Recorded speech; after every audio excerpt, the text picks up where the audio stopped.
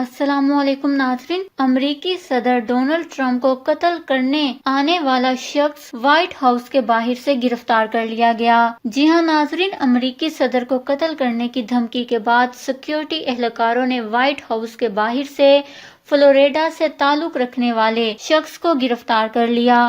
امریکی میڈیا کے مطابق امریکی صدر کی رہائش گاہ وائٹ ہاؤس کے باہر سیکیورٹی اہلکاروں نے ایک مشتبہ چاقو بردار 25 سالہ نوجوان راجر ہیڈ کو اس وقت حراست میں لیا جب اس نے پیٹرولنگ پر موجود امریکی سیکرٹ سروس کے افسر کو بتایا کہ وہ ڈونلڈ ٹرمپ کو قتل کرنے آیا ہے۔ میٹروپولیٹن پولیس کے ترجمان نے میڈیا کو بتایا کہ راجر ہیڈ نامی کو امریکی صدر کو جسمانی نقصان پہنچانے کی دھمکی کے الزام میں ہفتے کی دوپہر کو گرفتار کیا گیا ہے۔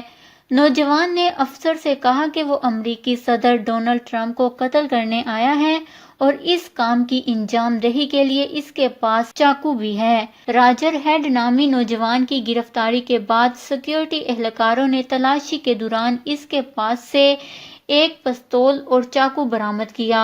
CNN کے مطابق پولیس اہلکاروں نے نوجوان کو حراست میں لینے کے بعد ذہنی صحت سے متعلق جانچ کے لیے ہسپتال منتقل کر دیا ہے اور وہ اگلے نوٹس تک ہسپتال میں ہی رہے گا، جبکہ اس کی گاڑی بھی قبضے میں لے لی ہے۔ حکام کے مطابق سیکرٹ سروسز کے اہلکاروں کو بھی کوئی خطرہ نہیں۔ دوسری طرف مبینہ طور پر ملزم کے رشتہ دار خاتون سے ٹیلی فون پر رابطہ ہوا، تاہم اس نے اس معاملے پر کسی بھی قسم کا تبصرہ کرنے سے انکار کر دیا۔ خیال رہے کہ 2014 میں بھی امریکی سیکیورٹی ایجنسیز کی جانب سے امریکی صدر کے گھر کے باہر سے ایک 27 سالہ مشتبہ شخص کو حراست میں لیا گیا تھا، جو سابق امریکی صدر براک اوباما کو قتل کرنے آیا تھا۔ اس خبر کو لے کر اپنے قیمتی رائے کا اظہار نیچے کمنٹس میں ضرور کریے گا۔